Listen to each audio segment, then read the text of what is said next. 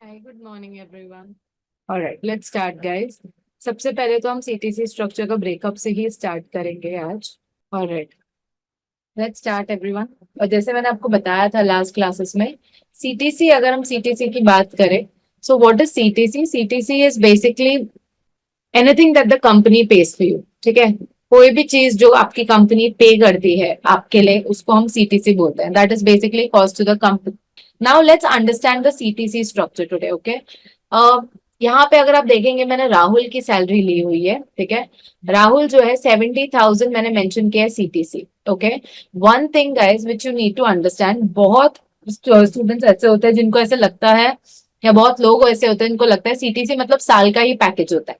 ऐसा नहीं होता है। CTC will be monthly also, CTC has to be yearly also. ठीक है, सो मंथली एंड ईयरली दोनों होता है सीटीसी। ओके, जैसे कि हर किसी का, जैसे कि फॉर एग्जाम्पल यहाँ पे राहुल का 70,000 मंथली सीटीसी है, राइट।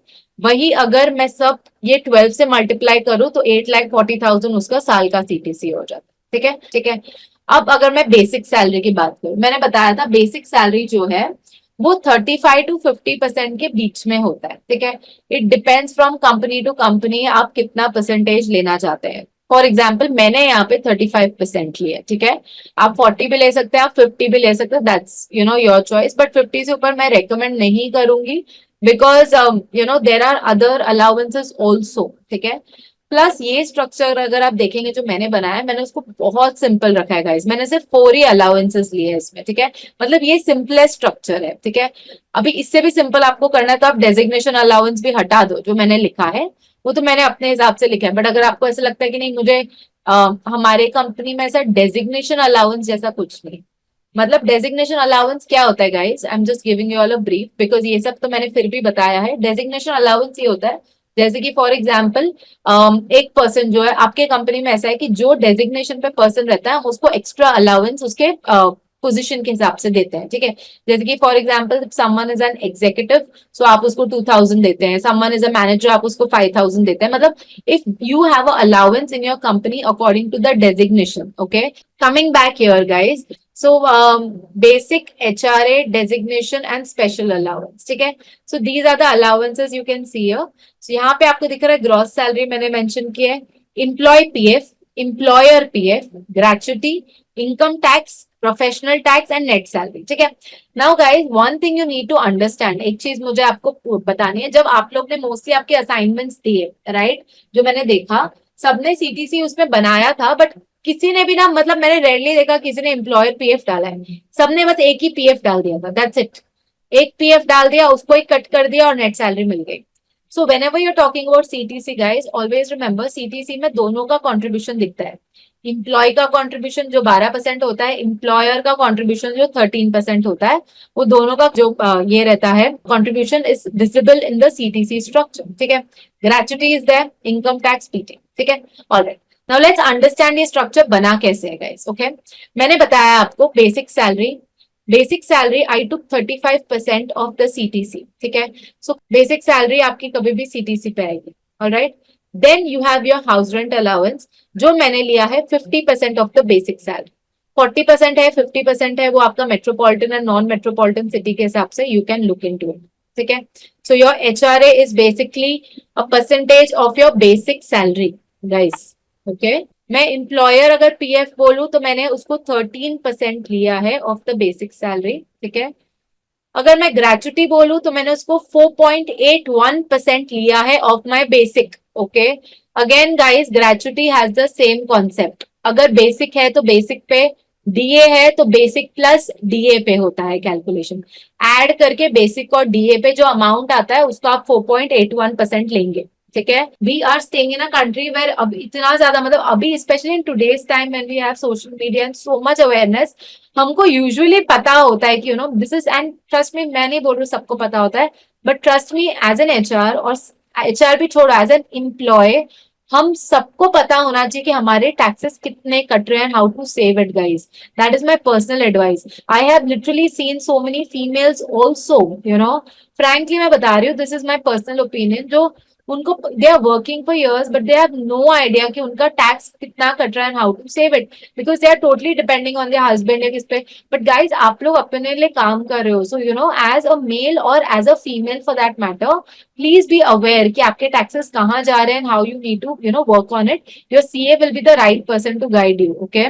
बिकॉज कैसा होता है ना, जब कट हो जाता है then they get so shock literally, and वो एचआर को मेल डालना, एचआर को मेरे पैसे कहाँ गए, पहले बताया नहीं था। सो मतलब literally, and I have gone through all this, मतलब एम्प्लॉयज ये करते हैं, which is like a very funny behavior because so as an HRC guys we don't know how the employee is going to behave, but my suggestion is आप हमेशा वो structure में appointment letter बना रहे हो, कोई भी लेटर दे रहे हो, नीचे वो एक लाइन मेंशन कर दो, okay. So when I talk about this kind of structure, ठीक है, अगर मैं ये स्ट्रक्चर की बात करूं guys, so as I told you, you have your basic HRA designation special gross, ये कॉन्ट्रीब्यूशन कंपनी के, ठीक है। अब सीटीसी क्या होता है गाइज, सीटीसी बेसिकली ये होता है, जैसे आपने पूछा, सीटीसी कोई परसेंटेज नहीं होता है डियर, सीटीसी तो आपकी सैलरी होती है, ठीक है, it is not any percentage, CTC तो आपकी सैलरी है। मैंने सोचा रामदयाल टोटल सैलरी। 70,000 सैलरी देनी है, तो वो मैं अपने सीटीसी में डाल रहा हूँ। अब वो 70 में क्या क्या इंक्लूडेड है उस बेसिस पे वो सीटीसी बन गया, क्योंकि कंपनी भी कंट्रीब्यूट कर रही है, वो 70,000 में पे कर रही है, दैट इज द रीजन उसको हम सीटीसी बोल रहे हैं। बट वो आपकी सैलरी है जो मैं एज अ कंपनी पे कर रही हूँ, तो CTC is not any percentage that we are deciding for anyone. जैसे मैंने सोचा मैं ज्योति को सिर्फ 50,000 सैलरी दूंगी on the basis of designation, Sachin को मैं 1 लाख दूंगी, सो ये जो अमाउंट में डिसाइड कर रही हूँ एज योर सैलरी, उसको हम सीटीसी बोलते हैं। तो आप सीटीसी ये समझो, don't get confuse, it is just your salary जो आपको मिल रही है, ठीक है, ओके। ग्रेचुटी मेरे को मिल जाएगा, ग्रेचुटी भी मैंने बेसिक पे कैलकुलेट किया, वो मेरे पास है, ओके। इनकम टैक्स मेरा एक फ्लैट अमाउंट था, वो मेरे पास होगा। टीटी जो है वो मेरे को पता है 200 रुपए होगा, बिकॉज जो एम्प्लॉय है उसका सीटीसी 70,000 है, तो डेफिनेटली 200 रुपए तो उसको एज अ महाराष्ट्र रूल उसको 10,000 के ऊपर तो कितना भी उसका अमाउंट होता है उसको 200 रुपए भरना पड़ेगा, ठीक है। सो ये सब मुझे मिल गया। नेट सैलरी मेरे को नहीं पता चलेगी अभी क्योंकि मेरे पास ग्रॉस नहीं है, ठीक है, गॉट इट। सो 3 फिगर्स हमारे पास अभी मिसिंग है, special allowance, gross salary and net salary. Clear everyone, यहां तक क्लियर है सबको? Okay, Yes, alright, ma'am. Okay, Yes, ma'am. Yes. ठीक है। जब यहाँ क्लियर हो गया तो अब मैं क्या करूंगी, मैंने बताया आपको अभी स्पेशल अलाउंस जो है वो एक बैलेंसिंग फिगर होगा, ठीक है। तो इसमें से क्या करना पड़ेगा मुझे, जो क्योंकि अगर मैं ये चारों को ऐड करूंगी तो ही मुझे ग्रॉस सैलरी मिलेगी, और ग्रॉस सैलरी में मुझे कंपनी का कोई भी कॉन्ट्रीब्यूशन नहीं चाहिए, ओके गाइस। अभी ग्रॉस सैलरी में कंपनी का कॉन्ट्रीब्यूशन बेसिकली क्या है, जो पीएफ ये मेरे लिए पे करी है कंपनी, मैं इसको हाईलाइट कर देती हूँ, एम्प्लॉयर्स तो पीएफ एंड मिल जाएगा, ठीक है। And gratuity, I am so sorry है मैंने एम्प्लॉयर ही किया ना, हाँ, ये एंड ग्रेचुटी, ठीक है। ये दो चीजें जो है बेसिकली गाइस ये कंपनी मेरे लिए पे कर रही है, ठीक है। तो मैं क्या करूंगी, स्पेशल अलाउंस कैसे, मुझे अभी ये स्पेशल अलाउंस का फिगर कैसे मिलेगा गाइस, सो मैं क्या करूंगी, CTC minus my basic, okay, minus my HRA, okay, minus my designation allowance. अब मैंने सिर्फ 3 अलाउंसेस माइनस किए for a simple reason, because मेरे पास 3 अलाउंसेस है।